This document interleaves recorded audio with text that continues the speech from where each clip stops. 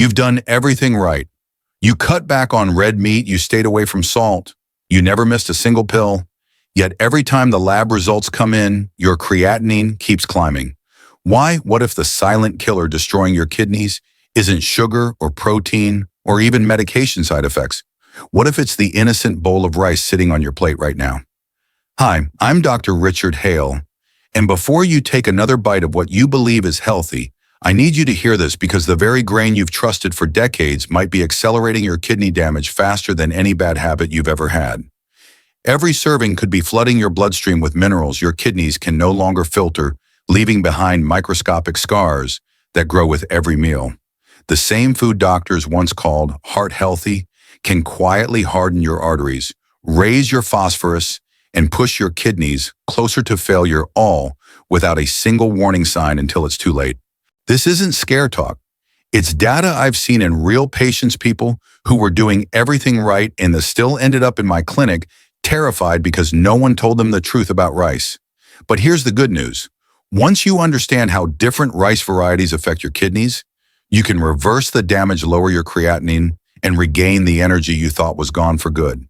So stay with me for the next few minutes because I'm about to show you the 3 types of rice that are quietly destroying kidney function across America and the 3 that can help your kidneys heal, lower inflammation, and finally breathe again. This could be the difference between years of freedom and a lifetime on dialysis. The first rice we need to talk about is the one most people overlook because it seems too simple to be powerful. Long grain white rice. For years, magazines labeled it empty calories, but for kidneys under pressure, that simplicity is its greatest gift. I've seen it firsthand in my clinic. One of my patients, Linda 72, came in exhausted, swollen, and terrified. She had given up meat, salt, even her favorite coffee, yet her creatinine was climbing month after month. When I asked what she ate every day, she proudly said, "Brown rice, doctor, because it's healthy." Her face fell when I showed her the truth that the minerals packed inside that brown layer were drowning her kidneys. We switched her to long grain white rice. 1 cup cooked contains just 45 milligrams of phosphorus and 50 milligrams of potassium, numbers gentle enough for weakened kidneys to handle. After 3 weeks, her labs told the story. Phosphorus dropped, swelling faded, and she said her energy felt clean again. Studies from DaVita Kidney Care confirm what Linda experienced. Patients who moved from whole grain to white rice showed lower phosphorus levels and slower kidney decline within weeks. It's not the color of the grain that matters, it's the mineral load your kidneys must fight every single day. So if you're standing in your kitchen right now staring at that bag of rice, remember this, sometimes the plainest choice is the smartest protection. White rice doesn't cure kidney disease, but it takes pressure off your most overworked organs so they can start to recover. It's the first quiet step toward balance. But only knowing this isn't enough because there's another variety that goes one step further. It protects your kidneys and your blood sugar at the same time, and that changes everything. The second rice on this list is one that doesn't just protect your kidneys, it helps calm your blood sugar and inflammation at the same time. I'm talking about basmati rice, the fragrant grain that has quietly nourished families in the Himalayan foothills for centuries. Most Americans walk right past it in grocery aisles, not realizing it's one of the smartest swaps they could ever make for kidney protection. I'll never forget Robert, a 68-year-old retired engineer who came to me frustrated that every healthy choice seemed to backfire. His blood sugar spiked after every meal, and his creatinine kept inching upward. When we reviewed his diet, it was filled with whole grain cereals and wild rice choices, perfect for a healthy person, but too heavy for struggling kidneys. When I switched Robert to basmati rice, his numbers started to shift. Each cooked cup contains only about 50 milligrams of phosphorus and 60 of potassium, gentle enough for kidneys to handle, yet with a lower glycemic index around 50 to 58, compared to 70 or more in regular white rice.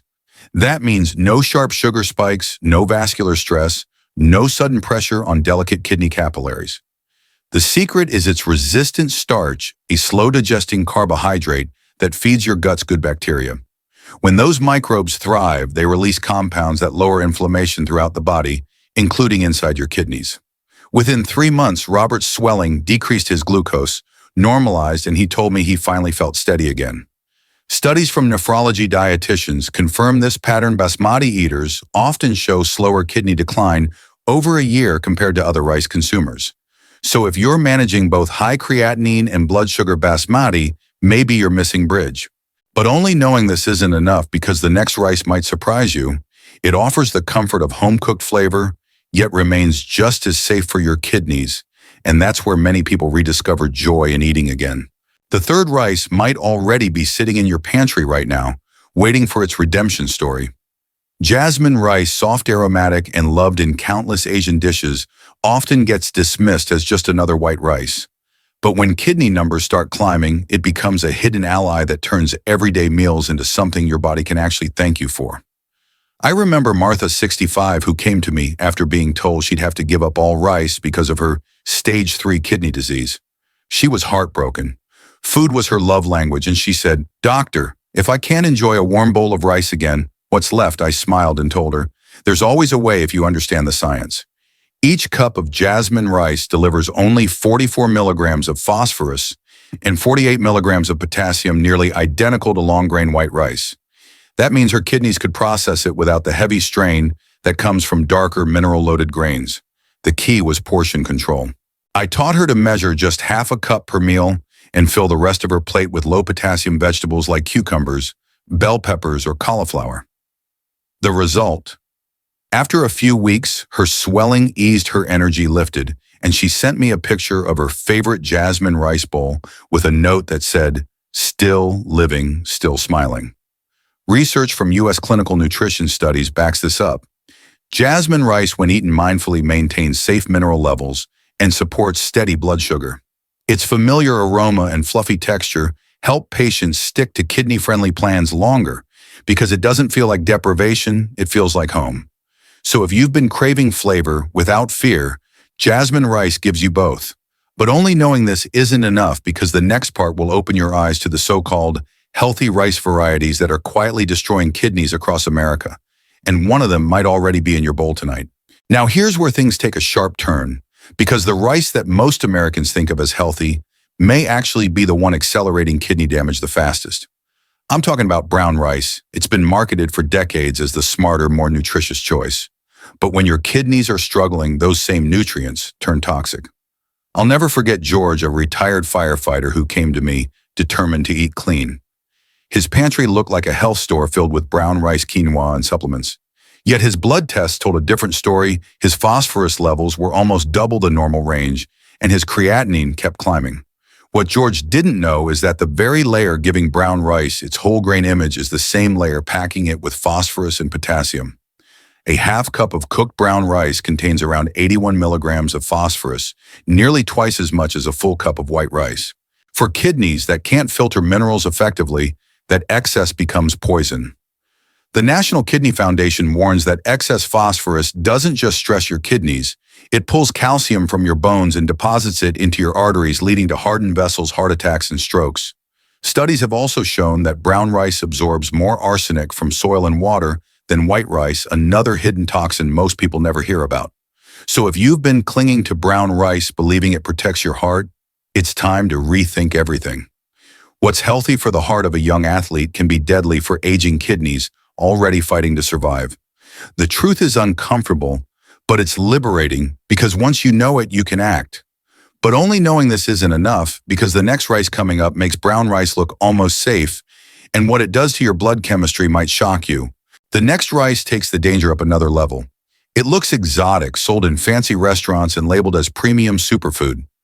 I'm talking about wild rice. Its deep color and earthy flavor make people believe it's packed with life-giving nutrients. But for your kidneys, it's a ticking time bomb. One of my patients, Henry, a 70-year-old Vietnam veteran, learned that lesson the hard way. He started eating wild rice daily after reading that it was great for the heart. Within 2 months, his ankles swelled, his blood pressure skyrocketed, and his potassium levels shot past safe limits. When his ER report came in, the doctor was stunned. His kidneys were overloaded with minerals his body couldn't flush out. Here's the harsh truth. 1 cooked cup of wild rice carries between 150 and 200 milligrams of phosphorus and around 180 milligrams of potassium. That's almost 4 times what your kidneys can safely handle when creatinine is high. Excess potassium disrupts the electric rhythm of your heartbeat, while phosphorus hardens arteries and weakens bones. The NHS in the UK and the National Kidney Foundation both warn that patients with impaired kidney function should avoid wild rice entirely.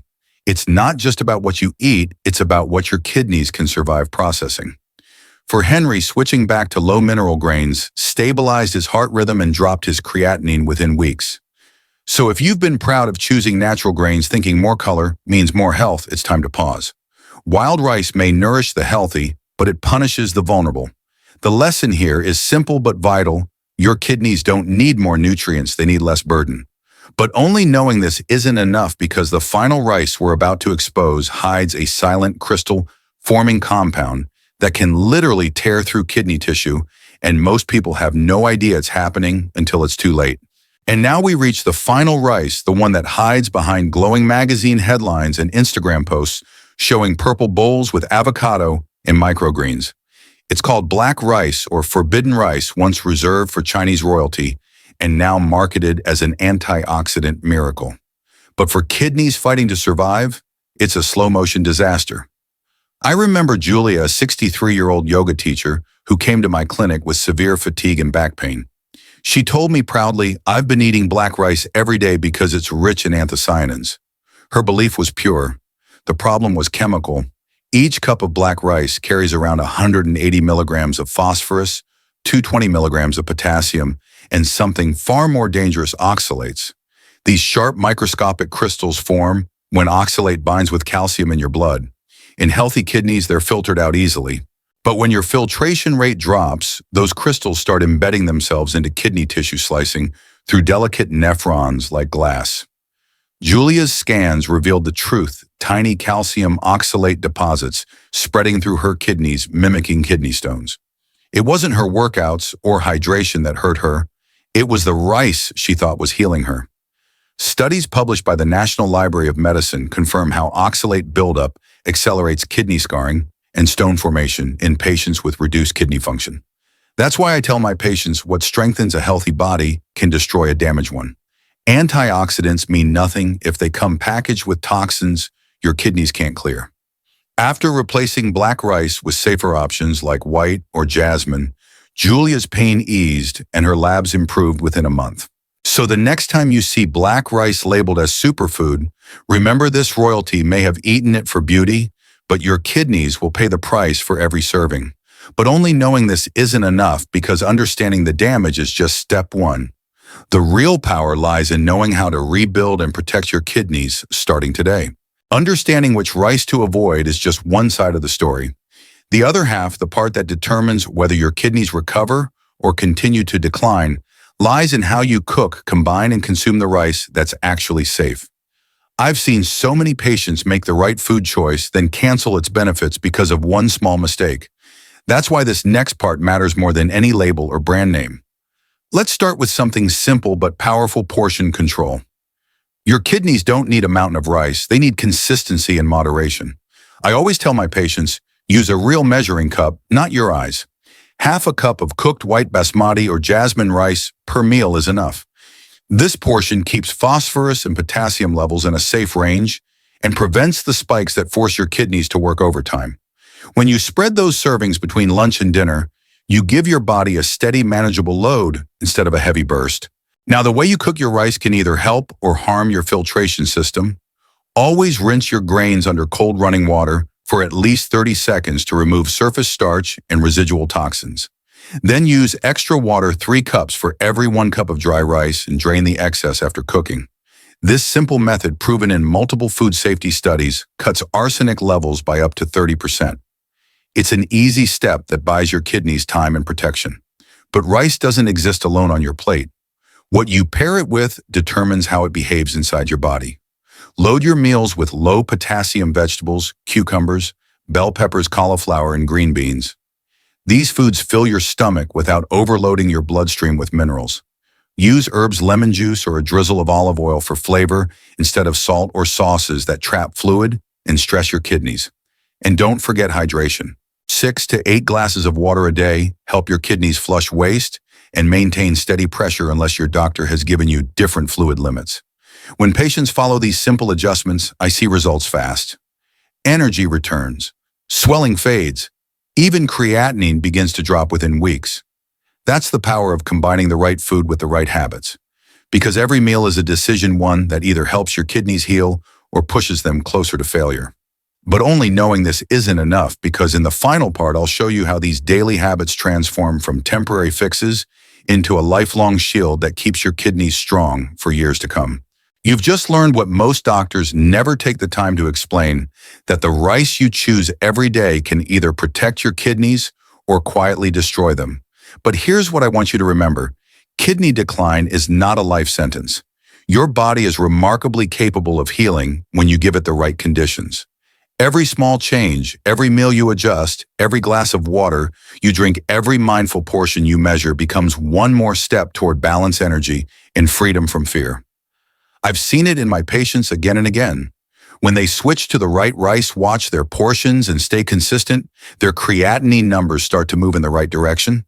Their swelling fades, sleep improves, and they finally begin to feel like themselves again. You can do the same. Don't wait for your next blood test to scare you into change. Start protecting your kidneys today. If this video helped you understand what's really happening inside your body, save it right now so you can come back to it whenever you need a reminder. And make sure you subscribe to the channel and turn on the notification bell, because every week I share new evidence-based ways to lower creatinine, improve GFR, and keep your kidneys strong for the long run. I'm Dr. Richard Hale, and my goal is to help you live longer, stronger, and more confident in the body you have. Remember, your kidneys have worked nonstop for you since the day you were born. They deserve care, not punishment. Start with one small change today, because knowledge alone doesn't heal. It's the action you take after learning that changes everything. Your kidneys can still fight back, and you're the one who decides how that story ends.